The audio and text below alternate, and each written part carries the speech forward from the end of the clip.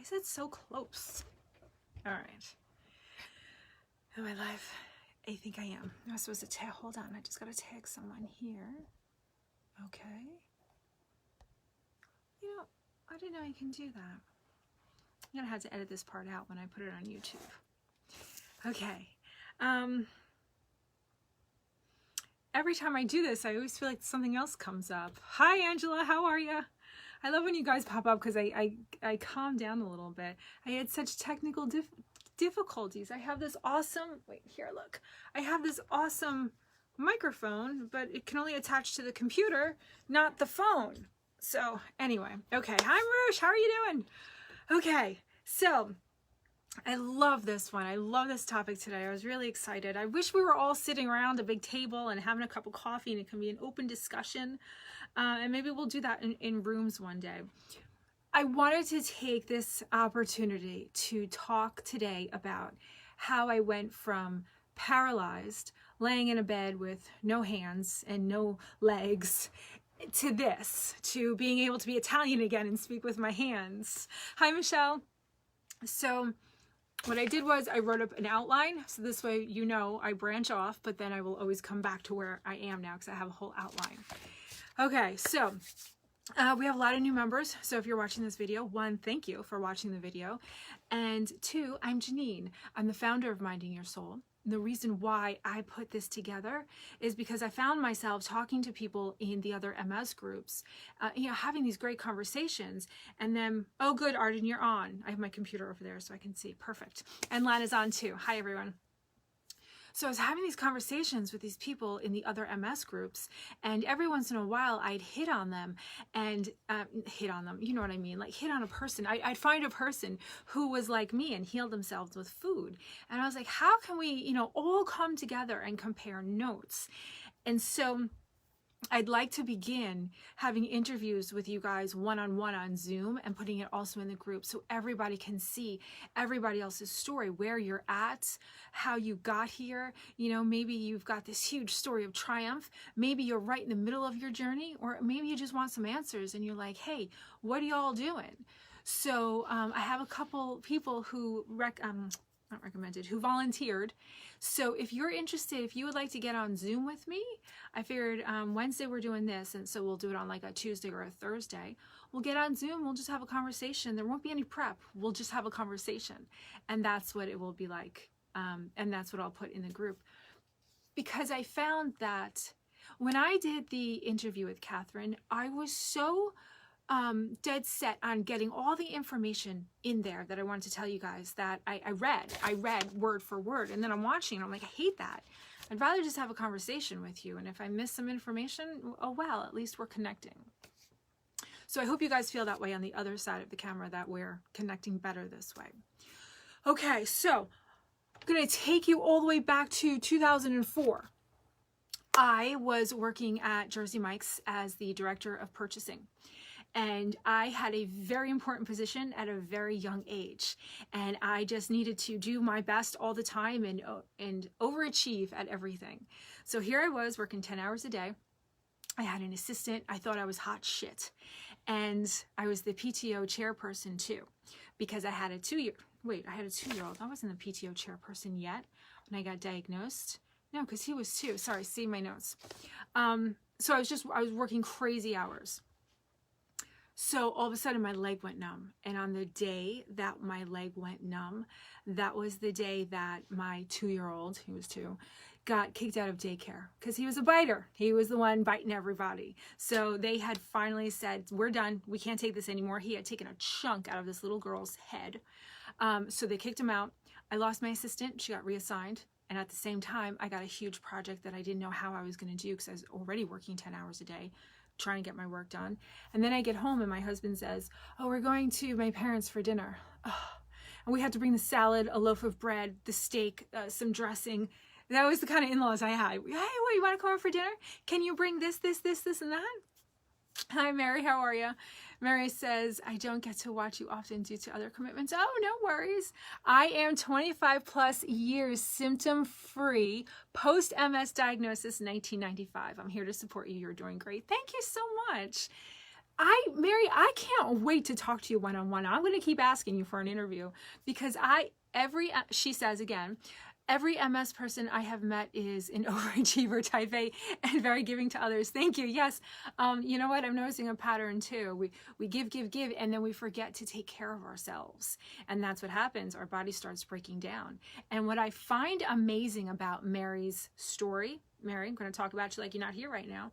She did this in 1995. She was diagnosed and said, hell no, I'm not taking any medication. I'm going to do it the way I know. I promise to do an interview with you soon. No worries. Thank you so much. But I'm going to definitely ask because I'm so amazed that you did this in 1995. You're working on a memoir for your journey. You work on your stuff first and then we'll get together. Really, trust me. Thank you. I'll wait for you. I definitely wait for you. So before, in 1995, like holistic healing wasn't a thing. It wasn't out there. I mean, it's not huge today, but it's not unheard of. So for Mary to do this in 1995 and say, hell no to the medication, I'm going to go heal myself because I know the body can heal is absolutely amazing. And here she is 25 years later. So it's going to be an awesome interview. I can't wait for that one. So that's where I was. I was type A, I was an overachiever, and my leg went numb. And I went to the chiropractor and he said, yeah, no, it's not your back. You didn't hurt your back. So he sent me to a neurologist where I got all the tests, the MRI, the blood, the spinal tap. If anyone is coming up on a spinal tap, I think you all just know you have to drink that water. If you don't drink that water, the headache is so intense. So make sure you drink a gallon of water after the spinal tap. So after I got my diagnosis, it took about 2 months and I got the diagnosis, I refused the medication. I said no. I refused the medication and I refused to accept that I had MS. I was way too busy for MS. So I figured I would do what I did with everything else that was stressful in my life. I would stick my head in the sand and hope it went away. Yeah, that never works. That never works. It just blows up in your face so much worse and you wish you would have dealt with it back when it wasn't so bad. So now, here we go.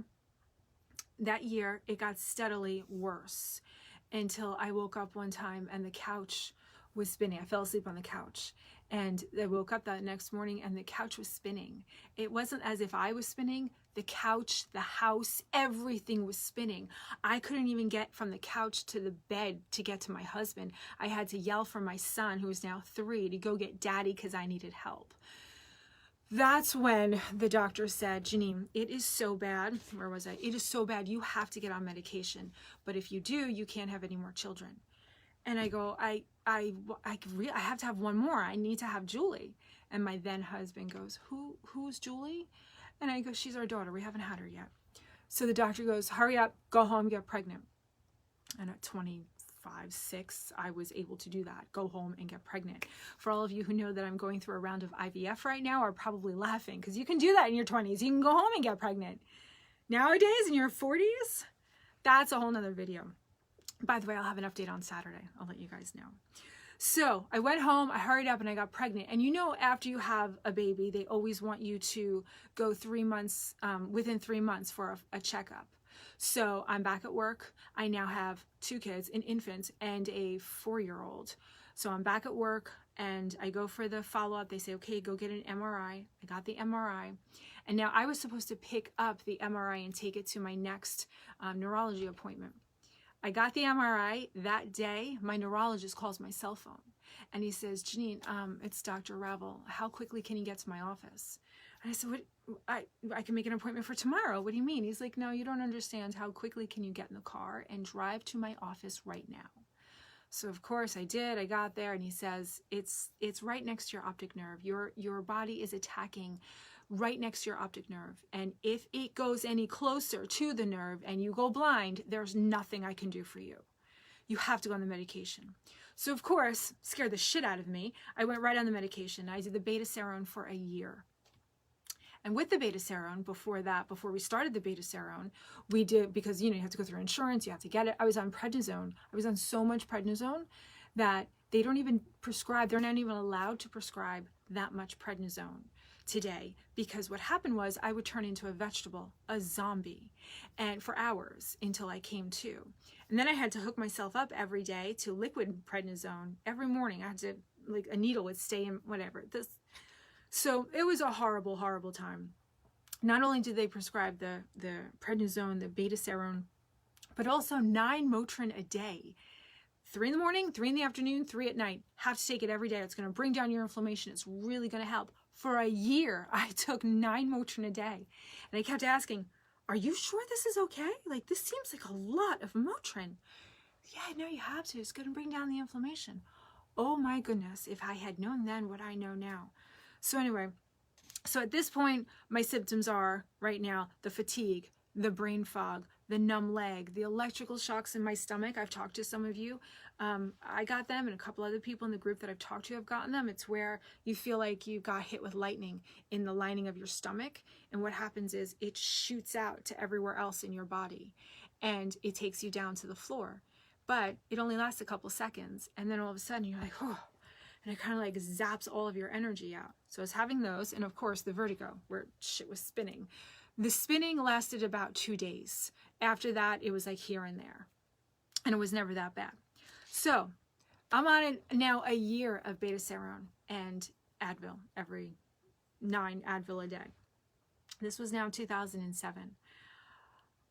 After the year of beta-serone, I continued to get worse. I got to the point where I couldn't use my arms, I couldn't use my legs. I laid in bed all the time, and that lasted for about 3 weeks where I couldn't take care of myself. My husband would take me to the bathroom. My husband would feed me. There are times where I could use my legs, and I would be able to walk to the car, and he would have to open the door for me, which is a funny story because the people who were in the parking lot probably thought that I was the biggest bitch because I would walk over with my arms down to my side, and inevitably he would forget and get in the car. And I'd be standing there looking in the window going, "Hon, can you help me?" So there are some funny parts to it. Hi, Kristen. I saw that you just came on. How are you? So, all right. So, in 2007, I am paralyzed. I can say it now without crying because I've told the story so many times, and I've worked with Catherine to remove all of those programs, all of those things that I don't need. So now it's just a memory. It's not an emotion anymore. I can talk about it like it was me in another life. But I want to tell you about that moment where everything changed, because there was this one moment that I asked people to really dig deep and find their why. It's such a cliche word now. While I was paralyzed, I was sitting, I could sit up. I was sitting in the living room, and my daughter was she was 2 now, the one that I just had, she was 2 now. So she was sitting on a blanket, and my then husband goes, "I'm going to run to 7-Eleven. I'll be right back." I'm like, "Oh my God, take her with you." And he goes, No. He goes, I need 2 minutes to myself. And what could I say? You know, the man was taking me to the bathroom, of course. So he goes, he's not even out of the driveway. And Julie gets up to show me a toy. She loves this story. She gets up to show me a toy. She trips on the area rug, hits her head on the coffee table, and that lump that forms like almost instantaneously, and they start screaming where no sound comes out. See, this is the story that I can't tell with no emotion, no matter how many programs Catherine removes. So yeah, I couldn't get to her. I kind of just had to wiggle my way off of the chair and get myself down to the ground. And that's when she came up to me. She finally caught her breath and started screaming, and she wraps her chubby little arms around my neck, and she's screaming and crying. I'm crying. Our cheeks are together, and she's just going, "Mama, please," or "Mama, please," which is "Please, Mommy, help me."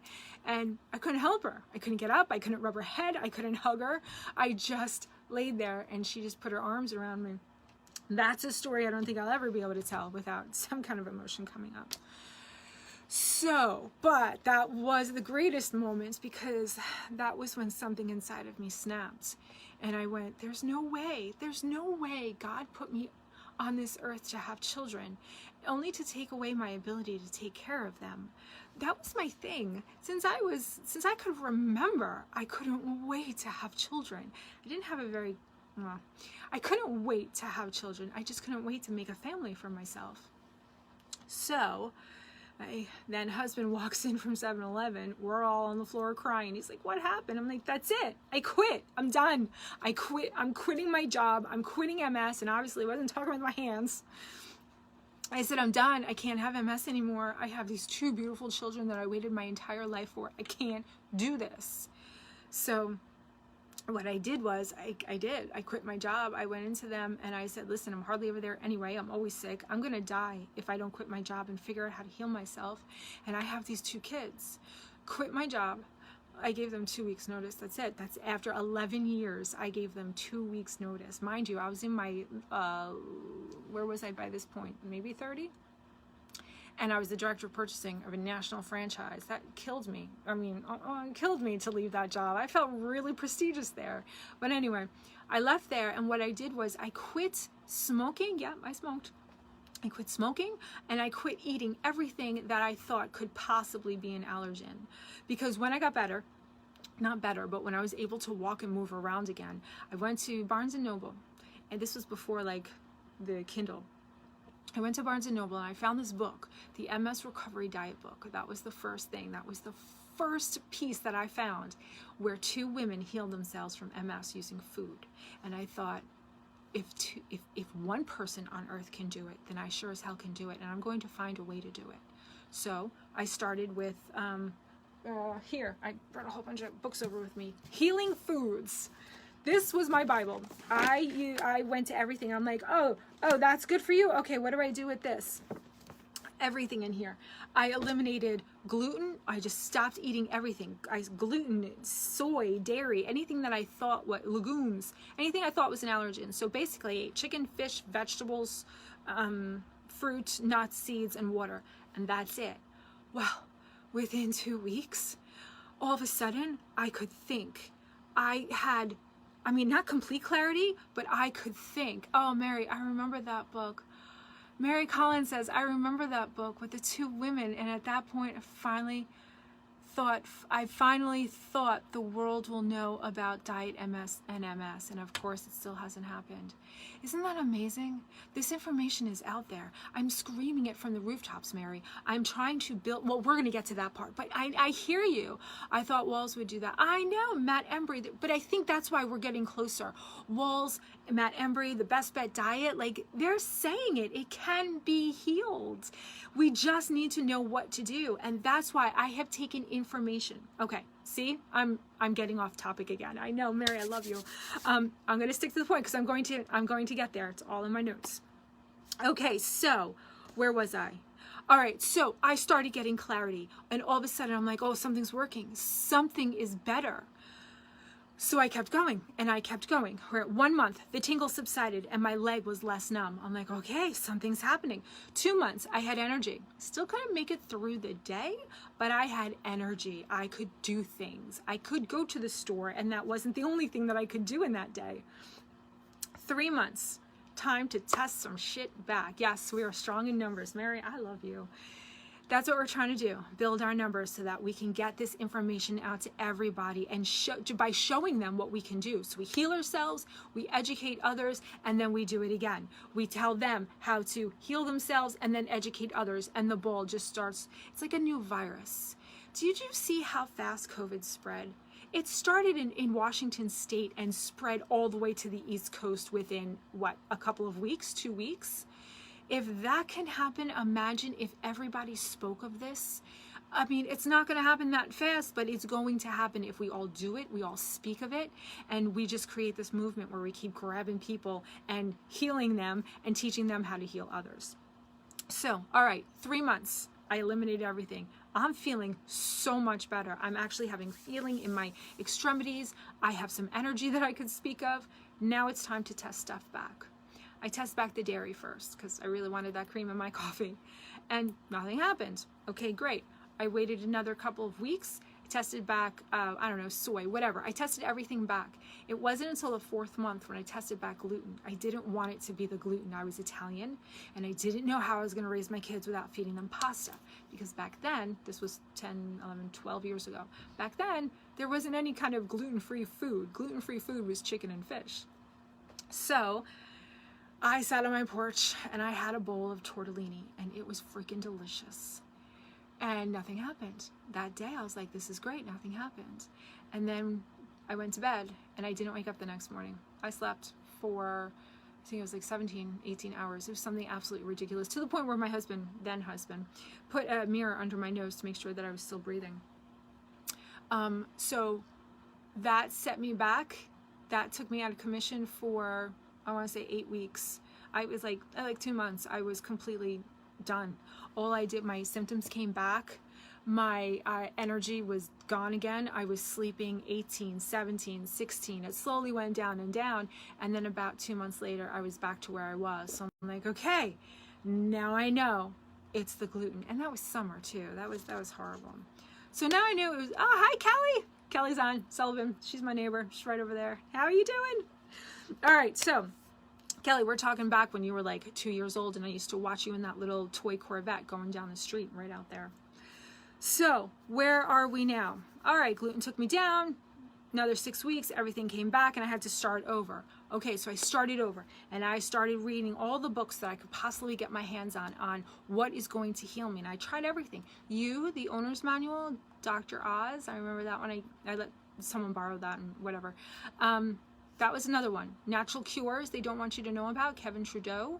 That was another one. I got a lot of I got my eyes opened in that book because I thought, what else don't I know? I mean, this guy sounds completely insane, and maybe he is, but maybe there's some truth to some of this. Where's my remote? Sorry, I just realized my heat is on behind me, and it is so hot. Okay. So, 2 years later, I'm like, okay, I'm doing it. I'm walking, I'm much better. 2 years later, my husband leaves. He leaves a note saying, good luck raising the kids. I can't do this life anymore. And I'm like, what? Oh, what are you kidding me? So I was at a point now where I was like, all right, I healed myself. I'm doing good. Like, I'm on the path to healing at least. I'm not completely healed. I still can't make it through the entire day, but he's gone. And now I realized that this level of stress could really set me back. And I thought, oh, no. So not only did he walk out, but he also left the house in foreclosure. And we were months and months behind on all of the bills. I found out. Oh, and he cleaned out the bank account. So I had nothing. So I'm like, all right, well, I'm not going back to where I was because I can't end up in a bed now. I have nobody. So you know what I did? I put price tags on everything. I sold everything in the house, and I started paying the bills. I had garage sales every week, and I made it work. I just made it work because nothing was more important than staying healthy, not getting stressed. Of course, it was an awful time, and I had my stressful moments, but I didn't let it consume me. So that was 2010. That's right around the time that I met Catherine. I just want you to know, right after he left, I met Catherine, and then she's the one who introduced me to the subconscious mind and how powerful the programs that run in our subconscious mind, how powerful they are when it comes to our health. I had a lot of useless programs running in the background from childhood, from previous lives. If you believe that or not, I do. And she gets in there and she brings them up to your awareness, and she's able to release those programs, and she's able to make it so that you're not so triggered anymore. Anyway, that's right around the time I met her, 2010. 2011, if anyone's familiar with Hurricane Sandy on the East Coast, that's when that hit. Tree fell in my kitchen. I'm getting to a point here. Just stay with me. Tree fell in my kitchen. Again, the job that I had been working, I was working as a waitress because I had real flexible hours with the kids, was now underwater. There was a tree in my kitchen. I did get a lot of insurance money. So what I did was I was like, all right, I got to live on the insurance money. I can't afford to fix my kitchen. So I'm going to fix my kitchen. I can't be sick. Again, I can't be sick. It kept me going. It kept me going. So 2012, got a great job. I was still getting dizzy around 3 o'clock in the afternoon, so that was hard. And you know what? I got a great job, and it was an hour away. And Kelly, who's on here, she was my babysitter because she was right across the street. It was great. She'd get the kids off the bus stop. She'd bring them here. And I was much better. I was walking around. My everything was coming back. I didn't fear going paralyzed anymore. That was 2012. Now, 2015 is when I found the medical medium. That changed everything because I had constantly been talking to people about, yes, I'm healing myself. And my family was like, my God, how are you doing this? And I'm like, food. They're like, no, it's not food, Janine. It's something else. I'm like, well, no, it's not. And they even said, well, maybe you didn't really have MS. I'm like, well, I got the test that everyone else has, and I have the lesions that everyone else has. So looks like MS. I was paralyzed. But when I read the medical medium book, which I still have, and I got to get that revised edition that's coming out in a couple days. My old copy doesn't even have the paper on it anymore, and it has stains all over it. medical medium. He is the first person who actually talked the way I did. First person that I met, well, read his book, met. The first person that I met that actually talked like me, that talked and said the body can heal itself. Did anyone else go through this? Did anyone else, you know, have any books where they're like, oh, it all came together? Like, let me know. Put it in the comments. I'm always looking for great resources to share. He's the one who talked about the virus in the body, the Epstein-Barr virus, and how when you kill the virus, your symptoms go away because that's what's causing your symptoms and giving you that MS diagnosis. I thought, oh my God, he's talking about it like it's nothing. I had felt from the time I was diagnosed that something was in my body that wasn't supposed to be. So many books, right, Mary? I know there's so many books. I have this whole pile here. You know what's another good one? Let me just remember I was on medical medium. The Gluten-Free Girl. This was great. She takes you through her entire childhood. And the more people I talk to with MS, the more I realize they're a lot like me. We ate shit as children because they didn't know, you know. It was the age where, you know, women were going back to work. I came from a single mom and we lived on processed foods. Every once in a while we'd make a chicken. But for the most part, we lived on processed foods and milk with dinner every night. So through no fault of their own, but we contract these pathogens and then we feed them with the shit food that we have in this country. And then we accumulate heavy metals that the virus feeds on.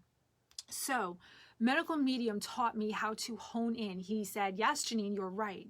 It is not you. You do have something inside your body, because I intuitively knew my body is not attacking itself. That is not how the body was designed. It doesn't matter who you believe in, who you believe created your body, but whoever you think created your body did not put a mechanism in there where if you don't treat it right, it's going to rebel and start attacking you. It doesn't work that way.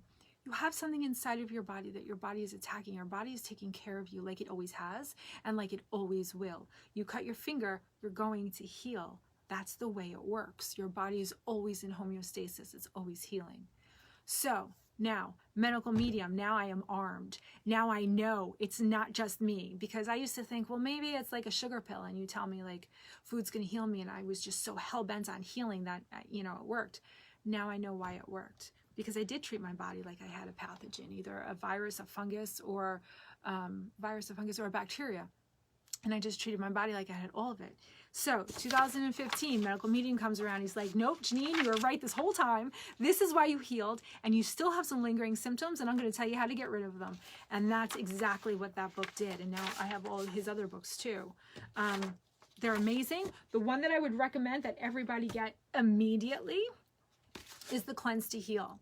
The clients that I work with right now, I work with a few of them. This is part 3 of the module, the healing modules that we go through. This is part 3, the cleanse in here. And I say this is part of the program. You got to buy the book and you have to do the 369 cleanse. It's amazing. So where am I? All right. So that's how I came up with this process. The process that I took 10 years to come up with. I took the best of what I have learned and then I use it, the medical medium information. It would make it a lot faster so that you don't have to wait 10 years. So my process is starve the virus because you want to weaken it, and then kill the virus because now it's weak. Now you're killing it. Detox the virus out of your body. And that's what you're doing every day for the rest of your life. And it sounds hideous, right? Oh, I gotta do this for the rest of my life. It's really not, because I have found ways to make my life completely enjoyable. I love the food that I eat. I look forward to it. And that's why I share the recipes online. And if you saw my daily routine in my pantry, you would never know that it's all foods to heal the body. Every single thing that I eat. Every time you eat, you have an opportunity to heal yourself or to hurt yourself. That's all you need to do is ask, is this going to heal or is this going to hurt before you eat it? Okay? So every single day, you are starving the virus, you're killing the virus, you're detoxing it out. And there's a couple things that you need to know where you can make your life every single day have all 3 of those components. Starving the virus, killing the virus, and detoxing it out. So that leads me to, did I cover everything? Yeah, his book let me really zero in on the rest of my symptoms and fix them. Okay, that's what I wanted to say. His book gave me a clear path through the woods. what I do is, here you are at point A, right? You have symptoms, you don't feel good, you're not living the life that you want to live. I want to take you over to point B. Point B is the life that you want to live. It's the way you want to feel. It's the energy. It's the waking up before your alarm clock going, ooh, what's going to happen today? Not, ugh, what's going to happen today? It's being able to get through your days and not thinking about whether it's Tuesday or whether it's Sunday, whether you have to go to work or not, because you love your life, because you feel good. You're in love with your life, okay? I totally breezed over 2018, met the love of my life and married him. So now I'm able to do this. That was always my thing. Anyway, that's another video. So now my goal is to teach everybody to do what I did. Point A is where you are now. I want to take you over to point B, that life of an energy and love where you want to get to. Now, I can't tell you, oh, what did Arden say? I remind myself of having to use the wheelchair. I will eat basic because I don't cook. Not fun, but going, exactly, but not going back. That's exactly it. Arden, I feel the same way. Whenever I'm having like a bad day, I think back to when I was laying in that bed and asking my husband, who we were not on good terms, to take me to the bathroom and then to wipe my ass because it had to get done and I couldn't do it. That's what I go back to. I will never be in that position again. I will always take care of my body. And I never want anybody else in that position either, because you don't have to be. So getting you from point A to point B, I don't know how long that's going to take. I don't know, because everyone's different and everyone's body is different. And maybe, you know, you've been diagnosed for 50 years and maybe somebody else has been diagnosed for 5 years, has mild symptoms, has crazy symptoms. It's all different. But what I can promise you is that I am going to get you on the path, to a clear path through the woods. Right now, you might feel like you're in the dark and you don't know which way to go because there's so much damn information. What I do is, when you work with me, is I clear the path so you know exactly where you're going. And what's funny, what happens is that path clears and people are going, oh, I don't know if I can do it. I'm like, you know what?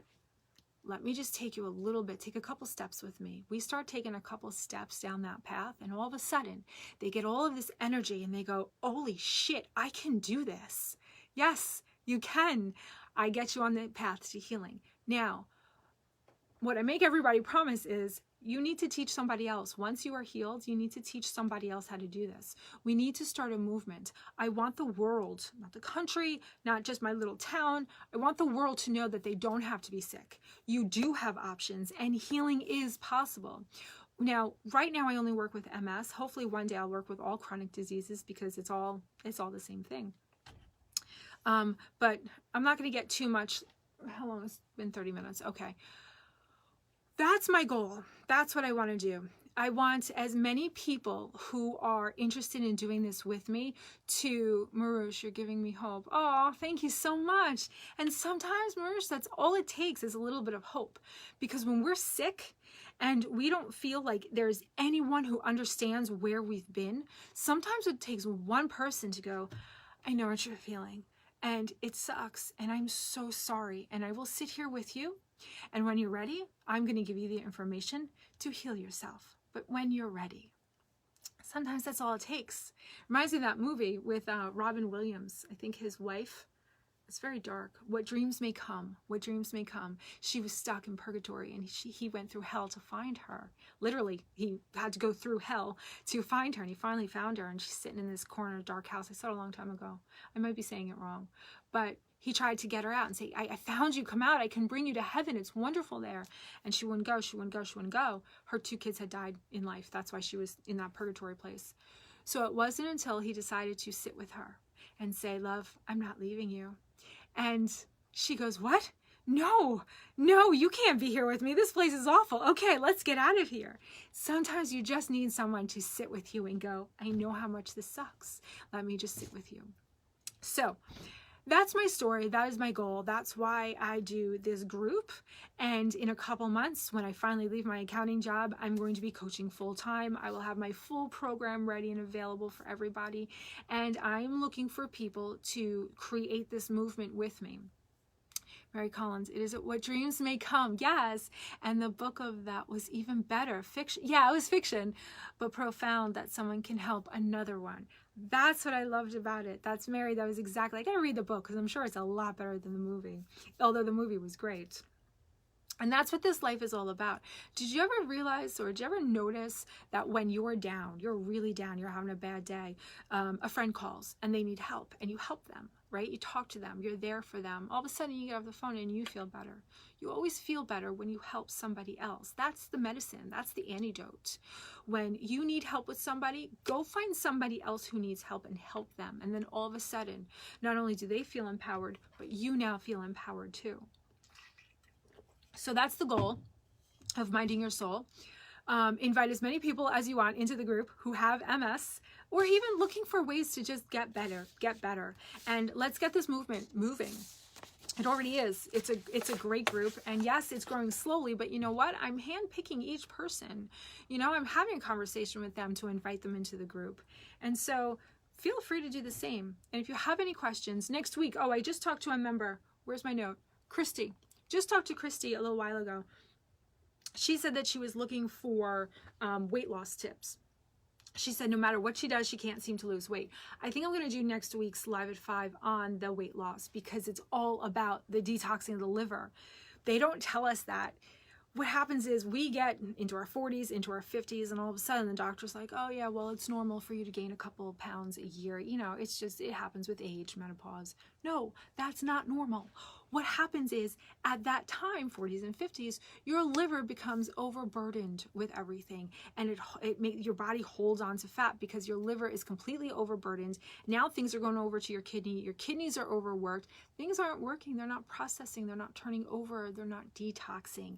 You're holding on and packing on the pounds each year. So all you have to do is clean out your liver, and that's not that hard to do. And you can do a little bit each day until a couple of weeks you're like, oh, I feel better, I'm looking better, and you don't have to do like any crazy diets or anything. Yeah, it's not always about starving yourself. Anyway, what else did I want to say? Oh, okay. So remember I talked about Catherine and how she introduced me to the subconscious mind and the programs that run back there. I kept going back to her. I didn't have a lot of money being a single parent. I didn't have a lot of money, so we bartered. I was her assistant for a while. I did work for her husband, and then that's how I would get my sessions. Today, I am a part of her I do sessions with her regularly. I'm still doing her regular clearing, and that's what led me to asking her if she would put together a specific clearing for MS, for the people of Minding Your Soul. So what she does is, when you sign up for this, you could do it once just to try it out. You don't have, no commitment, but I would recommend that you do the subscription. Try it once. What she does is she taps into the energy of everybody in the group. And what is coming up for healing, that's what she clears. Do you ever know there's power in numbers? That comes from many different places. But the bigger the group, the more powerful the clearing, because all the stuff that's cleared for you is now cleared for me, is now cleared for the other person. So she does this every month. It takes a little bit of time to prepare for it because, like I said, she has to tap into our energy fields and gather all the information and put it all together. I'm explaining it terribly, and she would yell at me if she heard this. So what I wanted to say is, if you want to get in on that and you want to try it at least once, where are we? March 28th. Sunday? Yeah, it's the last Sunday of every month. So this month is March 28th. So register register with a subscription, whatever you want, a week before. Try it. I'm telling you, if you want to accelerate your healing, if you want to do something that is going to make a real difference, you have to work on your brain. When we're healing, it's not just the physical body that's healing. It's so many other things. It's the mental, it's the emotional, it's the spiritual. So what happens is everything that we need to heal, our physical symptoms are like a printout of what's happening in our mental and emotional side of us. So that's where Catherine comes in. I don't think that I would be where I am today without Catherine. And that's why she is also part of my program. Everyone who signs up with me gets sessions with her.